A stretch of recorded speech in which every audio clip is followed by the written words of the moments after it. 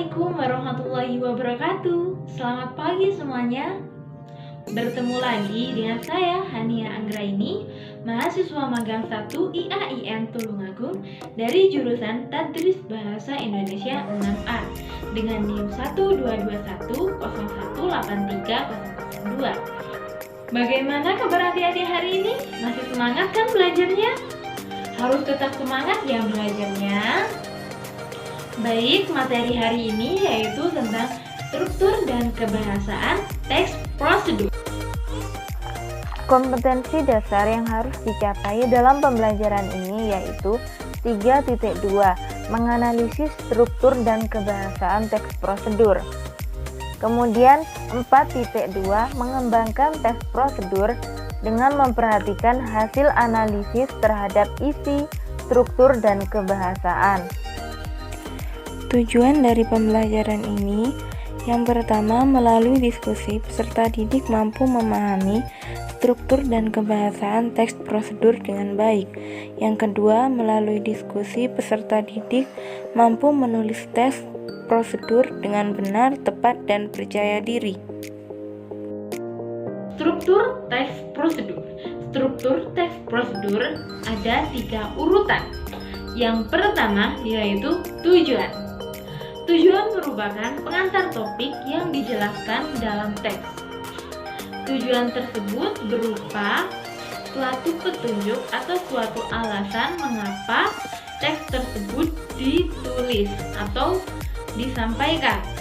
Misalnya, tujuan untuk membuat nasi goreng sederhana. Yang kedua yaitu langkah-langkah.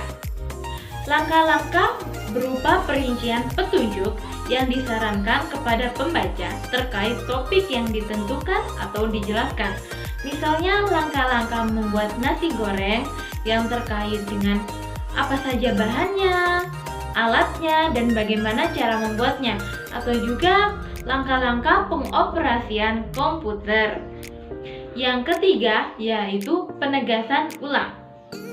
Penegasan ulang berupa harapan atau manfaat apabila petunjuk itu dilakukan dengan baik. Misalnya, jika kita membuat nasi goreng dengan memperhatikan langkah-langkahnya, tentu nasi goreng tersebut sesuai dengan keinginan kita atau sesuai dengan petunjuk. Misalnya nasi goreng rasanya enak. Materi selanjutnya yaitu tentang kaidah kebahasaan teks prosedur. Pada materi ini perlu dikuasai dan dipahami dengan baik untuk mempermudah dalam membuat tulisan, terutama tulisan teks prosedur. Jika kita telah memahami aspek kebahasaan atau kaidah kebahasaan dengan baik, dalam membuat sebuah tulisan, maka isi yang ditulisnya akan mudah dipahami atau dimengerti oleh pembaca. Kebahasaan teks prosedur terdiri dari yang pertama, banyak menggunakan kata kerja perintah atau imperatif. Kata kerja imperatif antara lain, contohnya, pastikan, jangan, hindari, ceritakanlah, jadilah, tunjukkanlah, dan gunakanlah. Bentuk dasar dari imbuhan partikel bentukan kata yaitu kata pasti yang diberi imbuhan kan menjadi pastikan. Kemudian kata tunjuk diberi imbuhan kan menjadi tunjukkan. Kemudian kata cerita yang diberi imbuhan kan menjadi ceritakan. Kemudian kata hindar diberi imbuhan i, hindari. Selanjutnya yaitu kebahasaan teks prosedur yang kedua, yaitu banyak menggunakan kata-kata teknis yang berkaitan dengan topik yang dibahasnya. Apabila teks tersebut berkenaan dengan masalah-masalah komunikasi, akan digunakan istilah-istilah komunikasi pula, misalnya tanya jawab, kontak mata, pewawancara, verbal, nonverbal, bahasa tubuh, dan negosiasi. Yang ketiga yaitu banyak menggunakan kata penghubung atau konjungsi. partikel yang bermakna penambahan, contohnya yaitu seperti kata selain itu, pun, kemudian, selanjutnya, oleh karena itu, lalu, setelah itu, dan di samping itu. Yang keempat, yaitu banyak menggunakan kata-kata persuasif. Bentuk contoh kalimatnya yaitu yang pertama, penggunaan bahasa yang baik juga menjadi keseharusan. Singkatnya, akan lebih baik kita menampilkan sikap yang antusias, verbal maupun non-verbal. Kaidah kebahasaan teks prosedur yang kelima ataupun yang terakhir yaitu apabila prosedur itu berupa resep dan petunjuk penggunaan alat akan digunakan gambaran rinci tentang benda dan alat yang dipakai termasuk ukuran, jumlah, dan warna.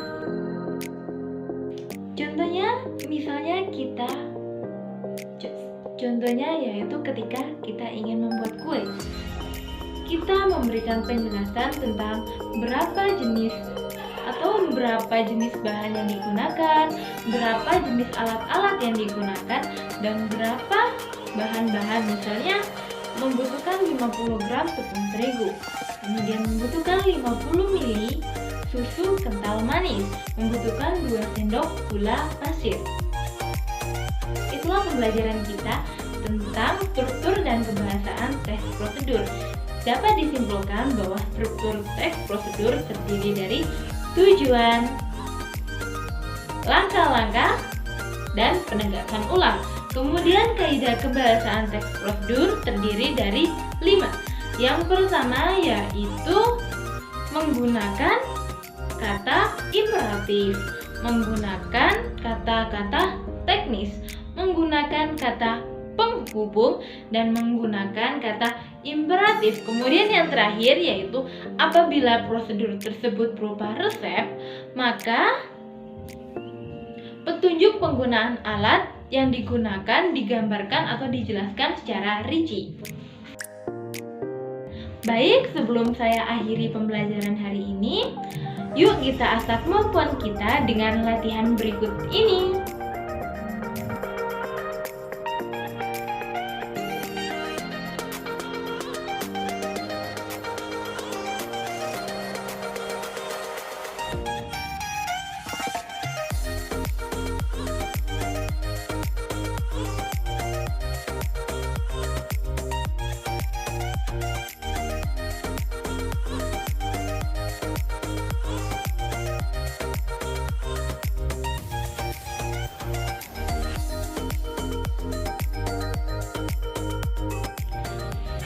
Adik-adik bisa menuliskan jawaban di buku catatan untuk menambah wawasan kalian atau untuk tambahan jika kalian belajar ya. Baik, saya rasa pembelajaran hari ini sudah cukup.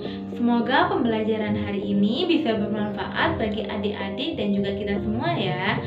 Dan buat adik-adik semangat terus belajarnya ya. Saya akhiri. Wassalamualaikum warahmatullahi wabarakatuh, dan sampai bertemu di video pembelajaran selanjutnya.